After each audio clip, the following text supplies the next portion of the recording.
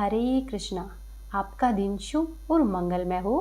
प्रभु श्रीहरि की कृपा आप पर सदा सर्वदा बनी रहे। प्रभु श्रीहरि आपकी सभी मनोकामनाओं को शीघ्र ही पूर्ण करे। आज हम सुनेंगे कार्तिक मास की सभी कथाएं। आप इन कथा को बड़ी ही श्रद्धा भाव और प्रसन्नचित मन से सुनना और कथा शुरू करने से पहले कमेंट बॉक्स में जय श्रीहरि और जय तुलसी मैया अवश्य ही लिखना और चैनल को भी जरूर सब्सक्राइब कर लेना। तो आइए श्रीहरि के चरणों का ध्यान करते हुए हम सबसे पहले सुनेंगे कार्तिक के ठाकुर राई दामोदर की कथा। एक नगर में एक ब्राह्मण दंपत्ति रहते थे। वे दोनों प्रतिदिन 7 कोस दूर गंगा जी में स्नान करने जाते। इतनी दूर आने और जाने से ब्राह्मण की पत्नी थक जाती थी। एक दिन उसने अपने पति से कहा कि यदि हमारा एक पुत्र होता तो कितना अच्छा रहता।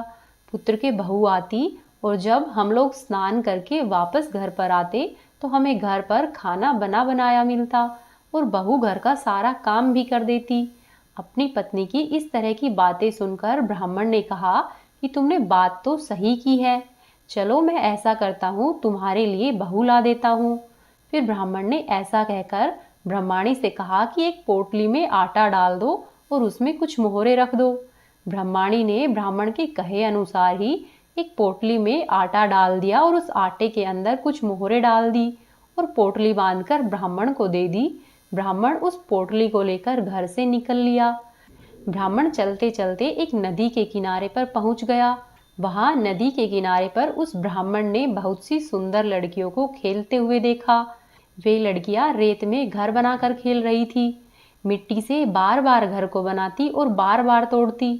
लेकिन उनमें से एक लड़की ने कहा कि मैं अपना घर नहीं बिगाड़ूंगी, मुझे तो रहने के लिए यही घर चाहिए। लड़की की बात सुनकर ब्राह्मण मन ही मन सोचने लगा कि बहू बनाने के लिए यह लड़की उचित है। जब वह लड़की खेलकर अपने घर को जाने लगी तो ब्राह्मण भी उसके पीछे पीछे उसके घर तक चला गया। वहां जाकर ब्राह्मण ने उस लड़की से कहा कि बेटी, कार्तिक का महीना चल रहा है, इसीलिए मैं किसी के घर पर खाना नहीं खाता। मैं अपने साथ आटा लेकर आया हूँ। तुम ऐसा करो, अपनी माता से पूछकर बताओ कि क्या वह मेरे लिए आटा छानकर 4 रोटियां बना देगी। यदि वह मेरा आटा छानकर रोटियां बनाएगी तो ही मैं रोटियां खाऊंगा। लड़की घर के अंदर गई और अपनी माँ को सारी बातें बताई। तब लड़की की माँ ने कहा कि ठीक है, जाकर ब्राह्मण देव से कह दो कि वह अपना आटा मुझे दे दे, मैं उससे रोटी बना दूंगी। फिर ब्राह्मण ने अपना आटा लड़की को दे दिया और लड़की ने वह आटा अपनी माँ को दिया। जब लड़की की माँ आटा छानने लगती है तो आटे में से कुछ मोहरे निकलती है। वह सोचने लगी कि जिसके आटे में इतनी मोहरे है उसके घर में कितनी मोहरे होंगी। इस तरह से उसने खाना बना दिया। फिर जब ब्राह्मण खाना खाने बैठा तो लड़की की माँ ने उस ब्राह्मण से पूछा, क्या आपका कोई लड़का है और क्या आप उस लड़के की सगाई करने जा रहे हो। यह सुनकर ब्राह्मण ने कहा कि हाँ, मेरा लड़का तो काशी में पढ़ने गया हुआ है, लेकिन यदि तुम कहो तो खांड कटोरे से विवाह करके तेरी बेटी को अपने साथ ले जाऊं। तब लड़की की माँ ने कहा कि ठीक है ब्राह्मण देव। इस पर लड़की की माँ ने लड़की की खांड कटोरे से शादी करके ब्राह्मण के साथ भेज दिया। ब्राह्मण ने घर आकर कहा कि रामू की माँ, दरवाजा खोल, मैं तेरे लिए बहू लेकर आया हूँ। ब्राह्मण की पत्नी भीतर से ही बोली, हमारे तो कोई बेटा ही नहीं है तो बहू कहाँ से आएगी। दुनिया तो अब तक ताने मारती थी, लेकिन अब तो आप भी ताने मारने लगे हो। तब ब्राह्मण ने कहा कि तू दरवाजा तो खोल। जब ब्रह्माणी ने दरवाजा खोला तो अपने सामने बहू को खड़ी देखा। उसने बहू का स्वागत किया और आदर सत्कार के साथ अंदर लेकर आई। अब जब ब्राह्मण अपनी पत्नी के साथ नदी में स्नान करने जाता तो पीछे से बहू घर का सारा काम करके और खाना बनाकर तैयार रखती। वह उनके कपड़े धोती और रात को उनके हाथ पैर भी दबाती थी। इस तरह से बहुत दिन बीत गए। ब्रह्माणी ने अपनी बहू से कहा कि बहू, कभी भी चूल्हे की आग बुझने मत देना और मटके का पानी खत्म मत होने देना। परंतु एक दिन चूल्हे की आग बुझ गई। यह देखकर बहू घबरा गई और भागी भागी अपनी पड़ोसन के पास गई और कहने लगी कि बहन, मेरे चूल्हे की आग बुझ गई है, मुझे थोड़ी सी आग चाहिए। मेरे सास ससुर सुबह 5 बजे से ही गए हुए हैं, वह लोग थके हुए घर पर आएंगे, इसीलिए मुझे उनके लिए खाना बनाना है। यह सुनकर पड़ोसन ने कहा कि तू तो बावरी है, यह दोनों मिलकर तुझे पागल बना रहे हैं। इनके कोई पुत्र नहीं है, ये तो निसंतान है। तब बहू ने कहा कि नहीं बहन, ऐसा मत कहो, इनका बेटा तो बनारस काशी में पढ़ने के लिए गया हुआ है। इस पर पड़ोसन ने कहा कि यह तुझे झूठ बोलकर लाए हैं, मेरी बात सच है, इनके कोई बेटा नहीं है। अब बहू पड़ोसन की बातों में आ गई और कहने लगी कि बहन, अब आप ही बताओ मैं क्या करूं। तब पड़ोसन ने कहा कि करना क्या है, जब तुम्हारे सास और ससुर आए तो जली हुई रोटियां उन्हें देना और बिना नमक की दाल बनाकर देना। खीर की कड़छी दाल में और दाल की कड़छी खीर में डाल देना। पड़ोसन ने उसे अच्छे से पढ़ा सिखा दिया। फिर जब रात को उसके सास ससुर घर पर आए तो बहू ने न तो उनका आदर सत्कार किया और ना ही उनके कपड़े धोए। जब उसके सास ससुर ने खाने के लिए कहा तो बहू ने जली हुई रोटियां लाकर दे दी। तो सास बोली कि बहू, आज यह रोटियां जली हुई क्यों है और दाल भी बिना नमक की क्यों है। तब बहू ने पलटकर कहा कि एक दिन ऐसा खाना खा लोगे तो तुम्हारा कुछ बिगड़ नहीं जाएगा। सास और ससुर को खरी खोटी सुनाकर वह फिर से पड़ोसन के पास गई और बोली कि बहन, अब बताओ मुझे आगे क्या करना है। तब पड़ोसन ने कहा कि अब तुम सातों कोठों की चाबी मांग लेना। अगले दिन बहू ने वैसा ही किया। अगले दिन जब ब्राह्मण और ब्राह्मणी गंगा स्नान के लिए जाने लगे तो बहू जिद पर अड़ गई कि मुझे तो सातों कोठों की चाबी चाहिए। तब ससुर ने कहा कि इसे चाबी दे दो और सास ने बहू को चाबी दे दी। सास ससुर के जाने के बाद जब बहू ने दरवाजे खोले तो देखा कि किसी में अन्न भरा पड़ा है, किसी में धन भरा हुआ है और किसी कोठे में बर्तन भरे हुए हैं। जब उसने सबसे ऊपर का सातवां कोठा खोला तो देखा कि शिव जी, पार्वती माता, गणेश जी, लक्ष्मी माता, पीपल पथवारी, कार्तिक के ठाकुर, राई दामोदर, तुलसी जी का बिड़वा, गंगा जमुना और 33 करोड़ देवी देवता सभी वहां पर विराजमान है। वहीं पर एक लड़का चंदन की चौकी पर बैठा हुआ है और माला से जाप कर रहा है। यह सब देखकर उसने लड़के से पूछा कि तुम कौन हो। तब लड़का बोला कि मैं तुम्हारा पति हूँ और अभी दरवाजा बंद कर दो, जब मेरे माता पिता आएंगे तभी दरवाजा खोलना। यह सब देखकर बहू बहुत खुश हो गई और 16 श्रृंगार करके सुंदर वस्त्र पहनकर अपने सास ससुर के वापस घर पर आने का इंतजार करने लगी। उसने अपने सास और ससुर के लिए अच्छे अच्छे पकवान बनाए। फिर जब शाम को उसके सास और ससुर घर पर आए तो बहू ने उनका खूब आदर सत्कार किया और प्रेम पूर्वक उन्हें खाना खिलाया और हाथ पैर दबाने लगी। पैर दबाते दबाते बहू ने कहा कि माँ, आप इतनी दूर गंगा यमुना स्नान के लिए जाती हो तो आप थक जाती हो, इसीलिए आप अपने घर पर ही स्नान क्यों नहीं करती हो। यह सुनकर सास कहने लगी कि बेटी, गंगा जमुना घर पर तो नहीं बहती है। तब उसने कहा कि हाँ माँ जी, घर पर ही बहती है, चलो मैं आपको दिखाती हूँ। ऐसा कहकर बहू अपनी सास को लेकर उस सातवें कोठे के पास आ गई और जब बहू ने सातवां कोठा खोलकर दिखाया तो उसमें शिव जी, पार्वती जी, गणेश जी, लक्ष्मी जी, पीपल पथवारी, कार्तिक के ठाकुर, राई दामोदर, तुलसी जी का बिड़वा और गंगा जमुना बह रही थी और 33 करोड़ देवी देवता वहां पर विराजमान थे। और वहीं एक चौकी पर एक लड़का बैठा हुआ माला जाप कर रहा था। माँ ने उसे देखकर पूछा कि बेटा, तू कौन है। तब लड़का बोला कि माँ, मैं तेरा बेटा हूँ। तब ब्रह्माणी ने पूछा कि तू कहाँ से आया है। लड़के ने जवाब दिया कि मुझे कार्तिक देव ने भेजा है। तब माँ ने कहा कि बेटा, यह संसार कैसे मानेगा कि तू मेरा बेटा है। फिर माँ ने कुछ विद्वान पंडितों से मदद मांगी। इस पर पंडितों ने कहा कि ऐसा करो, एक तरफ तुम्हारे बेटे बहू खड़े हो जाएंगे और दूसरी तरफ माँ खड़ी हो जाएगी। माँ ने चमड़े की अंगियां पहनी हुई हो और छाती में से दूध की धार निकलकर बेटे की दाढ़ी मूछ भीगे और पवन पानी से गठजोड़ा बंधे, तभी मानेंगे कि यह इसी माँ का बेटा है। उसने ऐसा ही किया। चमड़े की अंगियां फट गई और छाती में से दूध की धार निकलकर बेटे की दाढ़ी और मूछ को भिगो गई। पवन पानी से बेटे और बहू का गठजोड़ा बंध गया। यह सब देखकर ब्राह्मण और उसकी पत्नी का खुशी का ठिकाना नहीं रहा। साथ ही सब लोगों ने भी मान लिया कि यह ही बुढ़िया का बेटा है। तब से ब्राह्मण ब्राह्मणी और उनके बेटे बहू खुशी खुशी सुखपूर्वक रहने लगे। हे कार्तिक के ठाकुर, जैसे ब्राह्मण और ब्राह्मणी को बेटे बहू दिए हैं वैसे ही सबको देना। इस कहानी को कहने वाले, सुनने वाले और होंकार भरने वाले सब पर अपनी कृपा बनाकर रखना। बोलो कार्तिक के ठाकुर की जय, राई दामोदर की जय। अब आप सुनिए सीता माता की नितनेम की कहानी। सीता माता कार्तिक के पूरे मास में इस कहानी को कहा करती थी और भगवान श्री राम जी सुना करते थे। इस कहानी को पूरे कार्तिक मास में सुनने से घर में अन्न और धन के भंडारे भरे रहते हैं। एक दिन भगवान श्री राम जी को किसी काम से बाहर जाना पड़ गया तो सीता माता कहने लगी कि भगवान, मेरा तो 12 वर्ष का नित्य का नियम है, आप बाहर जाएंगे तो मैं अपनी कहानी किसे सुनाऊंगी। तब श्री राम जी ने कहा कि हे सीते, तुम ऐसा करना, बाहर कुएं की पाल पर जाकर बैठ जाना और वहाँ पर जो भी औरतें पानी भरने आएगी तुम अपनी कहानी उसे सुना देना। सीता माता ने ऐसा ही किया। प्रभु श्री राम जी के जाने के बाद सीता माता कुएं की पाल पर जाकर बैठ गई। थोड़ी ही देर में वहाँ पर एक स्त्री आई। उस स्त्री ने रेशम की जरी की साड़ी पहन के रखी थी और उसने सोने का घड़ा ले रखा था। सीता माता उसे देखकर कहती है कि बहन, मेरा 12 वर्ष का नितनेम सुन लो। पर वह स्त्री बोली कि बहन, मैं तुम्हारा नितनेम सुनूंगी तब तक तो मैं अपने घर पर पहुंच जाऊंगी, और यदि मैं यहाँ पर नितनेम सुनने बैठी तो मुझे देर हो जाएगी और मेरी सास मुझसे लड़ेगी, मैं तुम्हारी कहानी नहीं सुन सकती।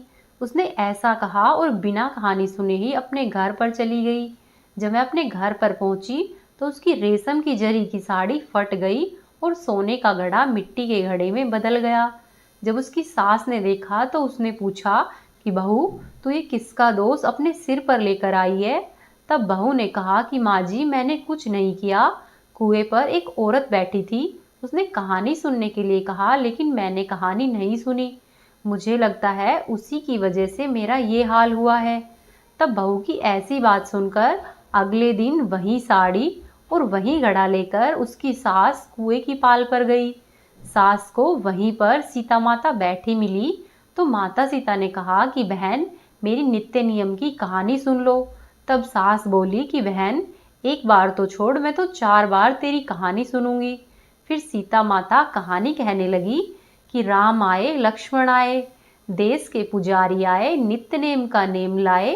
आओ राम, बैठो राम, तपी रसोई जीमो राम, माखन मिश्री खाओ राम, दूध बतासा पियो राम, सूत के पल का मोठो राम, शाल दुसाला पोठो राम, शाल दुसाला ओढ़ो राम। जब बोलूं जब राम ही राम, राम सवारे सबके काम, खाली घर भंडार भरेंगे, सबका बेड़ा पार करेंगे। श्री राम जय जय राम। सास बोली कि बहन, कहानी तो बहुत अच्छी लगी। कहानी सुनकर वह सास घर पर चली आई और उसकी साड़ी फिर से पहले के जैसी ही बन गई और मिट्टी का घड़ा फिर से सोने के घड़े में बदल गया।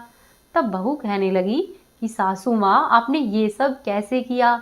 तब सास ने कहा कि बहू, तू तो दोष लगा के आई थी और अब मैं दोष उतार कर आ रही हूँ। बहू ने फिर से पूछा कि माँ जी, वह कुएं वाली स्त्री कौन है। तो सास बोली कि वो तो सीता माता थी, वो पुराने से नया कर देती है, खाली घर में भंडार भर देती है, वह लक्ष्मी जी का घर में वास करा देती है, आदमी की जो भी इच्छा हो उसे पूरा कर देती है। तब बहू बोली कि माँ जी, ऐसी बात है तो वह कहानी मुझे भी सुना दो। फिर सास बोली कि ठीक है, तुम भी सुनो। और सास ने कहानी कहनी शुरू की। राम आए, लक्ष्मण आए, देश के पुजारी आए, नित्य नेम का नेम लाए। आओ राम, बैठो राम, तपी रसोई जीमो राम, माखन मिश्री खाओ राम, दूध बताशा पियो राम, सूत के पल का मोठो राम, शाल दुसाला ओढ़ो राम, शाल दुशाला ओढ़ो राम। जब बोलूं जब राम ही राम, राम सवारे सबके काम, खाली घर भंडार भरेंगे, सबका बेड़ा पार करेंगे। श्री राम जय जय राम। कहानी सुनकर बहू बोली कि माँ जी, कहानी तो बहुत अच्छी है। तब सास ने कहा कि ठीक है, इस कहानी को अब से हम दोनों रोजाना ही कहा करेंगे।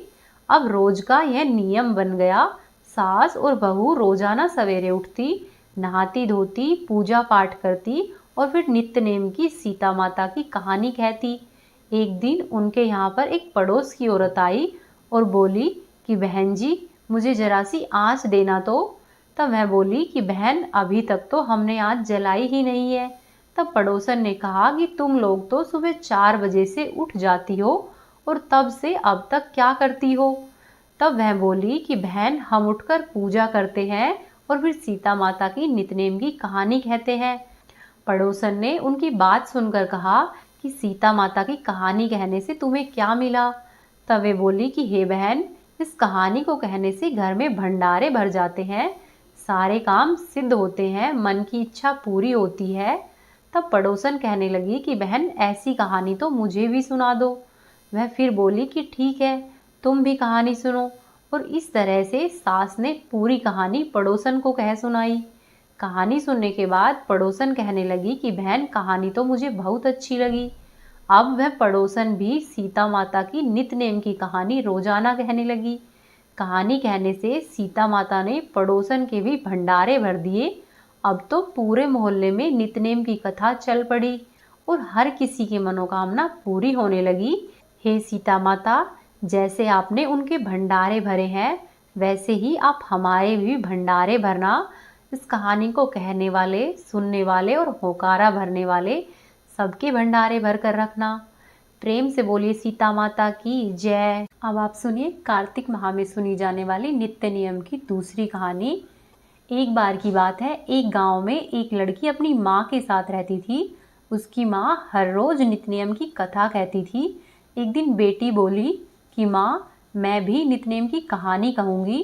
तो उसकी माँ ने कहा कि बेटी, अब तो तू कहानी कह लेगी, लेकिन जब तेरी शादी होगी और तू ससुराल जाएगी तो वहाँ पर तेरी ये कथा कौन सुनेगा। लेकिन लड़की की जिद के आगे उसकी माँ की एक नहीं चली और वह भी नित्यनेम की कहानी कहने लग गई। धीरे धीरे समय बीता और जब विवाह योग्य हुई तो उसका विवाह कर दिया और विवाह करने के बाद वह ससुराल चली गई। ससुराल आने के बाद उसने अपना नित्य नियम जारी रखा। उसने एक एक करके सभी से कहा कि कोई मेरी नित्य नियम की कहानी सुन लो, लेकिन हर किसी ने कोई ना कोई बहाना बनाकर उसको टाल दिया। कोई भी उसकी नित्य नियम की कहानी नहीं सुनता था, जिसकी वजह से वह भूखी ही रह जाती। एक दिन उसने एक पड़ोसन से कहा कि बहन, मेरी नित्य नियम की कहानी सुन लो। तो उसकी पड़ोसन ने कहा कि ठीक है बहन, सुना दे। ऐसा कहकर उसकी पड़ोसन ने नित्य नियम की कहानी सुन ली और फिर कहानी सुनकर उस लड़की ने रोटी खाई। अब वह हर रोज पड़ोसन को अपनी नित्य नियम की कहानी सुनाती और उसके बाद ही खाना खाती। एक दिन उस लड़की की ननद ने उसकी सास से कहा कि माँ, यह पड़ोसन के कहने से तो खाना खा लेती है, लेकिन जब हम खाने को कहते हैं तब यह नहीं खाती। तब सास ने कहा कि ठीक है, जब पड़ोसन अपने घर पर आए तो उसे मना कर देना। फिर अगले दिन पड़ोसन जब आई तो ननद ने उसको घर पर आने और कहानी सुनने से मना कर दिया। पड़ोसन ने यह बात अपने घर पर जाकर अपने पति से कही तो उसका पति बोला कि जब उसकी सास मना करे तब तुम घर पर मत जाना, लेकिन अभी तुम उसके घर पर जाकर कहानी सुनती रहो। पड़ोसन ने ऐसा ही किया। वह अगले दिन फिर से कहानी सुनने आई। इस बार उसकी सास ने पड़ोसन से कहानी सुनने और घर पर आने के लिए मना कर दिया। तो लड़की की पड़ोसन ने घर पर आना बंद कर दिया। इस तरह से अब लड़की की कहानी फिर से कोई भी नहीं सुनता था और लड़की खाना नहीं खाती थी। फिर एक दिन उसके ससुर ने उसकी सास से पूछा कि बहू कैसी है। तब सास बोली कि बाकी सब तो ठीक है, काम कर लेती है, लेकिन वह तो खाना नहीं खाती है। तब ससुर ने कहा कि बड़े घर की बेटी है, शायद काम करने से थक जाती होगी, इसीलिए तुम उससे काम मत कराया करो। सास ने वैसा ही किया। अगले दिन से उसे काम कम कराया, लेकिन काम न करने पर भी बहू कुछ नहीं खाती, जिससे कि धर्मराज जी सकते में पड़ गए कि ऐसा क्या हो रहा है जो मेरा आसन डोल रहा है। धर्मराज जी ने कहा कि धरती पर ऐसी कौन सी नगरी है जहाँ पर एक प्राणी भोजन नहीं कर रहा है, उसे बुलाकर यहाँ पर लेकर आओ। तब स्वर्ग से विमान आया तो उसे देखकर सास कहने लगी कि बहू, मैं चलूँ तेरे साथ। तब बहू बोली कि माँ जी, आपको तो बहुत काम था, लेकिन मेरी कहानी सुनने का ही समय नहीं था। फिर जिठानी बोली कि मैं चलूंगी तुम्हारे साथ। तब बहू बोली कि तुम्हें तो मालिक का खाना बनाना था। फिर ननद ने कहा कि तो मैं चलती हूँ तुम्हारे साथ। तब लड़की बोली कि तुम्हें तो अपने खिलौनों से खेलने से ही फुर्सत नहीं है। अब पड़ोसन ने उससे कहा कि क्या मैं चलूं तुम्हारे साथ। तब लड़की बोली कि हाँ, तुम चलो मेरे साथ, क्योंकि तुमने ही मेरी कहानी सुनी थी। तब पड़ोसन अपने पति के पास गई तो उसका पति बोला कि तू तो बड़ी भाग्यशाली है, जो जीते जी ही स्वर्ग में जा रही है। हे नित्य नियम बाबा, जैसा आपने उस लड़की को मोक्ष दिया है, वैसे ही सबको देना। इस कहानी को कहने वाले, सुनने वाले और होकारा भरने वाले सब पर अपनी कृपा बनाकर रखना। प्रेम से बोलिए कार्तिक के ठाकुर की जय, राई दामोदर की जय। जय श्री हरि। बहुत समय पहले की बात है। किसी गांव में एक बुढ़िया रहती थी। उसके 4 बेटे थे। बुढ़िया ने 4 ही भैंसें पालकर रखी थी। जब कार्तिक माह आया तो बुढ़िया ने अपनी चारों बहुओं को बुलाया और उनसे कहा कि मैं तो कार्तिक स्नान करने के लिए जा रही हूँ। तुम ऐसा करो, चारों एक एक भैंस को रख लो। मैं जब कार्तिक स्नान करके वापस लौटूंगी तो देखूंगी कि किसने सबसे ज्यादा घी बनाकर रखा है। ऐसा कहकर और चारों बहुओं को एक एक भैंस देकर बुढ़िया माई कार्तिक स्नान करने के लिए चली गई। उन चारों बहुओं में से सबसे छोटी बहू बुढ़िया की बहुत लाडली थी। बुढ़िया के जाने के बाद तीनों बड़ी बहुओं ने सोचा कि छोटी बहू को नीचा दिखाने का यही मौका है। छोटी बहू को कुछ भी काम करना नहीं आता है। छोटी बहू ना तो दही जमाना जानती थी और ना ही उसे घी निकालना आता था। तीनों बड़ी बहुओं ने जानबूझकर उसे कुछ भी नहीं बताया, जिससे कि उसे अपनी सास से डांट खानी पड़े। तीनों जेठानियां घी बनाने में जुट गई, लेकिन छोटी बहू को कुछ नहीं आता था, तो वह सारा दूध और दही पीपल पथवारी में गिरा देती थी। छोटी बहू बहुत सीधी थी और मन से बहुत भोली थी। महीना पूरा होने पर आया। उसकी तीनों जेठानियों ने एक एक डब्बा घी का भरकर रख लिया, लेकिन छोटी बहू ने जरा सा भी घी नहीं निकाला था। बुढ़िया के आने का समय हो गया। अपनी सास के आने की खबर सुनकर छोटी बहू पथवारी माता से कहती है कि हे माता, अब मैं क्या करूं? मैंने तो सारा दूध और सारा दही यहाँ पर ही गिराया है। अब मेरी सास मुझे घी के लिए पूछेगी तो मैं क्या कहूंगी?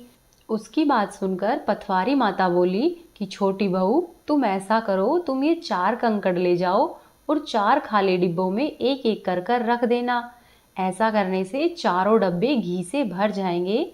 छोटी बहू ने पथवारी माता के कहे अनुसार ही किया। उसके पास अब 4 डब्बे घी के हो गए।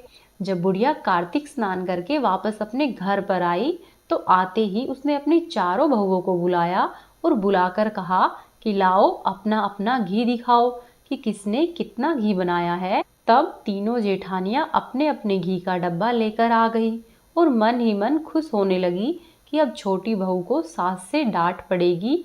फिर छोटी बहू आई तो उसके साथ में 4 डब्बे घी के थे। तीनों बहुओं ने जब ये देखा तो हैरान हो गई कि इसे तो दही बिलोना भी नहीं आता है, तो इसने घी कहाँ से बनाया। वे सब अपनी सास से कहने लगी कि माँ जी, जरूर इसके पति ने यह घी खरीदा है। सास के पूछने पर छोटी बहू ने बताया कि माँ जी, मुझे तो कुछ भी नहीं आता था और मेरे बार बार पूछने पर भी किसी ने मुझे कुछ भी नहीं बताया।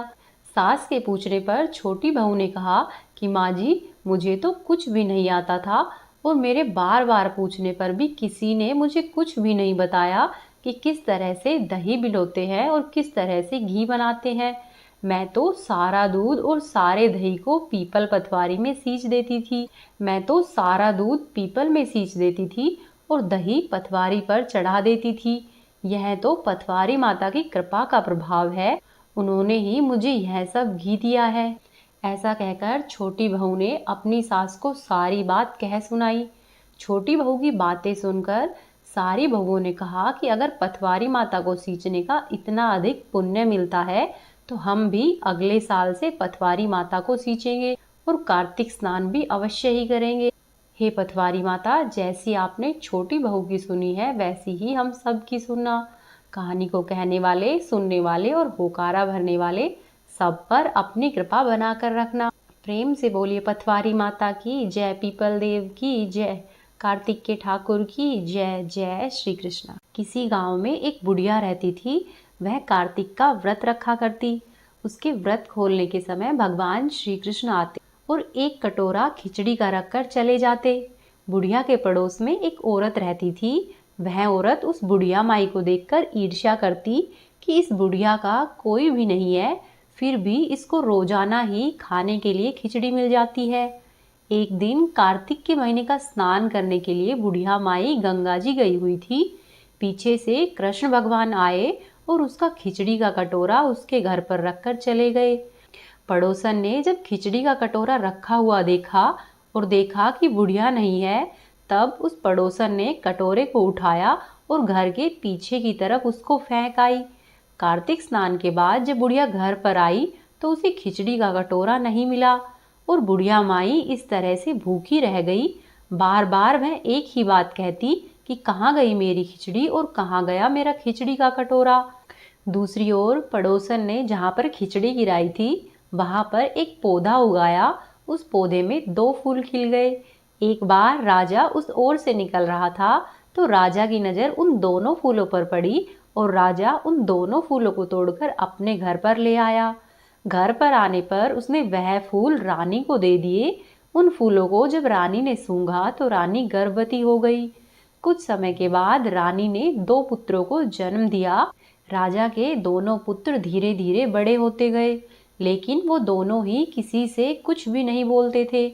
लेकिन जब वे दोनों शिकार पर जाते तब रास्ते में उन्हें वही बुढ़िया मिलती जो अभी भी यही कहती रहती थी कि कहाँ गई मेरी खिचड़ी और कहाँ गया मेरा कटोरा। बुढ़िया की बात सुनकर वह दोनों कहते कि हम है तेरी खिचड़ी और हम है तेरा कटोरा। हर बार जब भी वे दोनों शिकार पर जाते तो बुढ़िया यही बात कहती और वो दोनों भी वही उत्तर देते। एक बार राजा के कानों में यह बात पड़ गई। राजा को बहुत आश्चर्य हुआ कि दोनों लड़के किसी से नहीं बोलते तो ये दोनों उस बुढ़िया माई से कैसे बात करते हैं। राजा ने बुढ़िया को राजमहल में बुलवाया और कहा कि बुढ़िया माई, हम में से तो ये दोनों किसी से नहीं बोलते, लेकिन तुमसे ये दोनों कैसे बातें करते हैं।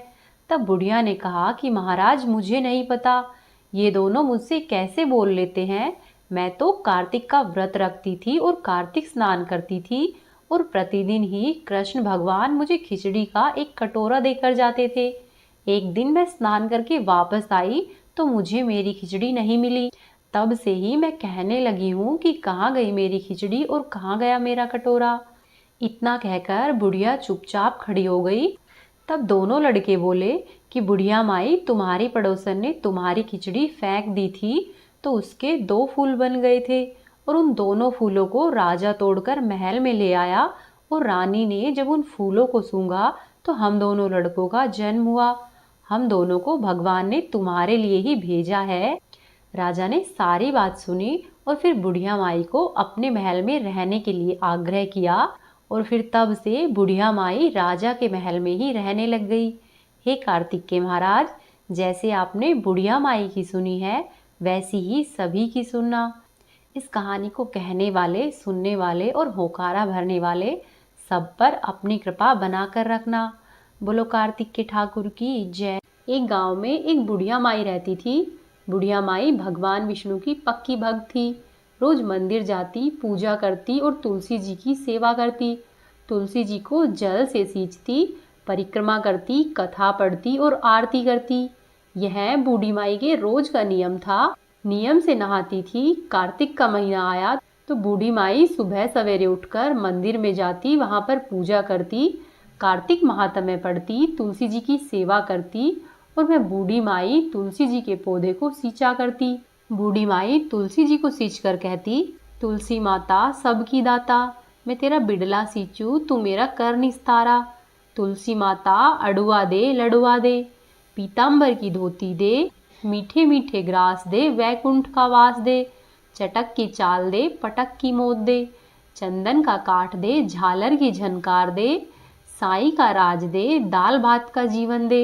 हे तुलसी माता, एकादशी की मोद दे और श्री कृष्ण का कांधा दे। बुढ़िया माई ऐसा कहकर तुलसी जी को सींचकर अपने घर पर चली जाती। बुढ़िया माई की बात सुनकर तुलसी माता सोच में पड़ जाती और इसी तरह से तुलसी माई दिनों दिन सूखने लगी। एक बार भगवान श्री कृष्ण तुलसी जी के पास ही से जा रहे थे। तब भगवान श्री कृष्ण ने तुलसी जी से पूछा कि हे तुलसी, क्या बात है, तुम इस तरह से दुबली क्यों हो रही हो? तब तुलसी जी ने कहा कि हे प्रभु, मेरे मन की ना पूछो। तब श्री कृष्ण बोले कि हे तुलसी, मैं नहीं पूछूंगा तो कौन पूछेगा? इस पर तुलसी माँ बोली कि क्या बताऊं भगवान, एक बुढ़िया माई मेरे पास रोज आती है और कहती है कि तुलसी माता सबकी दाता, मैं तेरा बिडला सींचू, तू मेरा कर निस्तारा। तुलसी माता अड़वा दे, लड़वा दे, पीताम्बर की धोती दे, मीठे मीठे ग्रास दे, वैकुंठ का वास दे, चटक की चाल दे, पटक की मोद दे, चंदन का काठ दे, झालर की झनकार दे, दाल भात का जीवन दे, और तुलसी माता एकादशी के दिन मोद दे और श्री कृष्ण का कांधा दे। हे कन्हैया, अब आप बताओ, मैं उसको सब कुछ दे दूं, लेकिन आपका कांधा कहाँ से दूंगी? इस पर भगवान श्री कृष्ण बोले कि हे तुलसी, तुम चिंता मत करो और बुढ़िया माई को आशीर्वाद दे दो। ऐसा कहकर भगवान श्री कृष्ण चले गए और तुलसी माई प्रसन्न हो गई। अब अगले दिन जब बुढ़िया माई आई तो उसने तुलसी जी में जल डाला, परिक्रमा की, दीप जलाया और फिर कथा पढ़ी, आरती की और अंत में तुलसी माई से हाथ जोड़कर प्रार्थना करने लगी और वही सब बातें तुलसी माई से फिर से कही। जब उसने तुलसी माई से सारी बातें कही तो आज तुलसी माई ने बुढ़िया माँ को आशीर्वाद दे दिया और फिर बुढ़िया माई अपने घर को चली गई। थोड़े ही दिन में बुढ़िया माई की मृत्यु हो गई। मृत्यु के समय जब सब उसे अंतिम संस्कार के लिए ले जाने लगे तो उसे उठाने पर वह उठती ही नहीं थी। बुढ़िया माई का शरीर इतना भारी हो गया, सब लोग कहने लगे कि यह पाप घाट की माला लिए फिरती थी, जिसकी वजह से इतनी भारी हो गई है। तभी वहां पर भगवान श्री कृष्ण जी ब्राह्मण का वेश धारण करके आ गए और वहां पर खड़े लोगों से कहने लगे कि क्या हुआ भाई, यहाँ पर इतनी भीड़ क्यों है? तब उनमें से एक आदमी ने बताया कि यह बुढ़िया माई बड़ी धर्मात्मा बनती थी, लेकिन यह तो पापिन निकली, इसका शरीर उठ ही नहीं रहा है। तब श्री कृष्ण बोले कि भाइयों, मैं एक बार कोशिश करके देखता हूँ। इस पर लोगों ने कहा कि तुम भी अपने मन की निकाल लो। तब भगवान श्री कृष्ण जी बुढ़िया माई के पास गए और उसके कानों में कहने लगे कि बुढ़िया माई, तू बिड़वा सींच मेरा, मैं करूँ निस्तारा तेरा। बुढ़िया माई अड़वा ले, लड़वा ले, पीताम्बर की धोती ले, मीठा मीठा भात ले, वैकुंठ का वास ले, चटक की चाल ले, पटक की मोत ले, चंदन का काठ ले, झालर की झनकार ले, दाल भात का भोजन ले, एकादशी की मोत ले और ले अंत में श्री कृष्ण का कांधा भी ले। इतना सुनते ही बुढ़िया माई हल्की हो गई और इसके बाद भगवान श्री कृष्ण ने खुद बुढ़िया माई को कांधा देकर उसको मुक्ति प्रदान की। हे तुलसी माई, आपने जैसी उस बुढ़िया माई को मुक्ति दी है वैसी ही सबको देना। हे तुलसा माई, इस कहानी को कहने वाले, सुनने वाले और होकारा भरने वाले सब पर अपनी कृपा बनाकर रखना। जय तुलसा माई, जय श्री हरि प्रिय। एक बार की बात है, किसी गांव में एक गुजरी और उसकी बहू रहा करती थी। गुजरी का बेटा विदेश में कमाने के लिए गया हुआ था। एक दिन गुजरी ने अपनी बहू से कहा कि बहू, ऐसा कर, तू शहर जाकर दूध और दही बेचा। सास के कहने पर बहू दूध और दही बेचने गई। जब बहू दूध बेचने के लिए शहर जा रही थी तो उसने देखा कि रास्ते में कुछ औरतें पीपल के पास बैठी हुई है। तो बहू ने उनसे पूछा कि तुम सब यह क्या कर रही हो? तो औरत बोली कि बहन, कार्तिक का मास चल रहा है और हम सब लोग यहाँ पर पीपल पथवारी को सींचने के लिए आती है। तो उस बहू ने पूछा कि ऐसा करने से क्या होता है? तब औरतों ने जवाब दिया कि पीपल और पथवारी को सींचने से अन्न और धन मिलता है, वर्षों का बिछड़ा हुआ पति मिलता है, पुत्र पौत्र मिलते हैं, तुम जो चाहो वो सब मिलता है। तो उस गुजरी ने कहा कि तुम लोग पानी से सींच रही हो, मैं तो दूध और दही से सींचूंगी। और फिर गुजरी की बहू जो दूध और दही घर से बेचने के लिए लेकर आई थी, उस दूध और दही से पीपल पथवारी को सींचती है। फिर वह घर पर आ जाती है। इसी तरह से धीरे धीरे दिन बीतने लगते हैं। बहू रोजाना घर से दूध और दही लेकर आती परंतु पीपल और पतवारी को सींचती शहर में जाकर दूध और दही नहीं बेचती। इस तरह से धीरे धीरे कुछ दिन बीते। तब एक दिन उसकी सास कहती है कि बहू, तू रोजाना दूध और दही बेच कर आती है, उनके पैसे कब ला कर देगी? तब बहू बोली कि माँ जी, जब कार्तिक का महीना पूरा हो जाएगा तब मैं आपको पैसे ला कर दूंगी। फिर धीरे धीरे कार्तिक का महीना पूरा हो गया और जब कार्तिक मास की पूर्णिमा आई तो पूर्णिमा के दिन गुजरी की बहू पीपल और पतवारी के पास धरना देकर बैठ गई। कुछ देर तक वह वहीं बैठी रही। सभी महिलाएं आई, पूजा करके वापस चली गई, परंतु शाम हो गई, गुजरी वहां से जाने का नाम ही नहीं ले रही थी। तब पीपल पतवारी ने पूछा कि तुम यहाँ पर क्यों बैठी हो? तब गुजरी की बहू बोली कि मेरी सास दूध और दही के पैसे मांगेगी तो मैं क्या करूँगी? तो पीपल पतवारी ने कहा कि मेरे पास पैसे तो नहीं है, ये भाठे, डंडे, पत्ते और सूखी लकड़ियाँ है।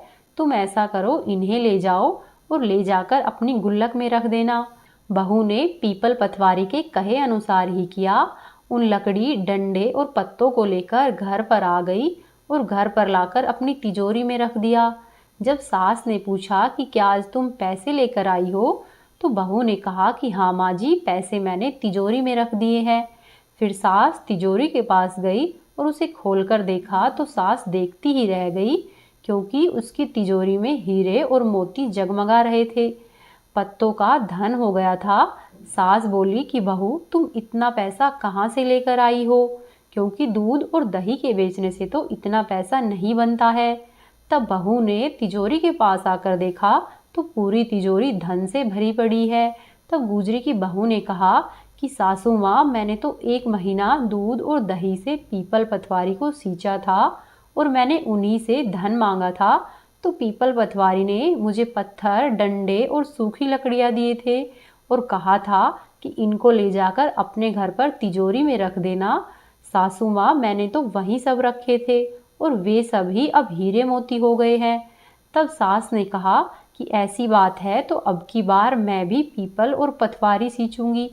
धीरे धीरे दिन बीतने लगे और अगली साल जब कार्तिक का माह आया तो गुजरी दूध और दही लेकर घर से निकलती और सोचती कि इस पीपल पतवारी में इतना दूध और दही क्यों बर्बाद करना। ऐसा सोचकर वह दूध और दही को तो बेच आती और हांडी धोकर उस पीपल पतवारी में सींच आती और घर आकर अपनी बहू से कहती कि बहू, मैं पीपल पतवारी को सींच कर आ गई हूँ। फिर जब धीरे धीरे पूरा माह बीत गया तो पूर्णिमा की तिथि आई। तब बहू से सास ने कहा कि बहू, अब तू मुझसे पैसे मांग। तो बहू ने कहा कि माँ जी, कभी बहू ने सास से हिसाब मांगा है क्या? ऐसा करूँगी तो मुझे पाप लगेगा। परंतु उसकी सास जिद पर अड़ गई।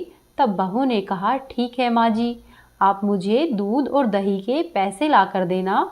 तब सासू महीने के अंत में पूर्णिमा के दिन पीपल और पतवारी के पास जाकर धरना देकर बैठ गई। तो पीपल और पतवारी ने उसे भी डंडे, पत्ते और भाठे दे दिए और कहा कि इनको ले जाकर तिजोरी में रख देना। सास ने वैसा ही किया और फिर बहुत खुश हुई और फिर बहू से कहने लगी कि बहू, अब तुम जाओ और जाकर तिजोरी को खोल कर देखो, उसमें हीरे और मोती भरे होंगे। फिर बहू ने जब जाकर तिजोरी को खोला तो क्या देखती है कि उसमें कीड़े मकोड़े और कचरा भरा पड़ा है। बहू ने सास से कहा कि माँ जी, यह सब क्या है? तो सास ने तिजोरी को देखा और कहा कि बहू, पीपल पतवारी ने तुझे तो अन्न धन और सोना चांदी दिया है, लेकिन मुझे कीड़े मकोड़े दिए हैं। पीपल पतवारी ने ऐसा क्यों किया है? तब बहू बोली कि माँ जी, मैं तो निस्वार्थ भाव से पीपल और पतवारी को सींचती थी, लेकिन आपने धन के लिए पीपल और पतवारी को सींचा है, इसीलिए आपके साथ ऐसा हुआ है।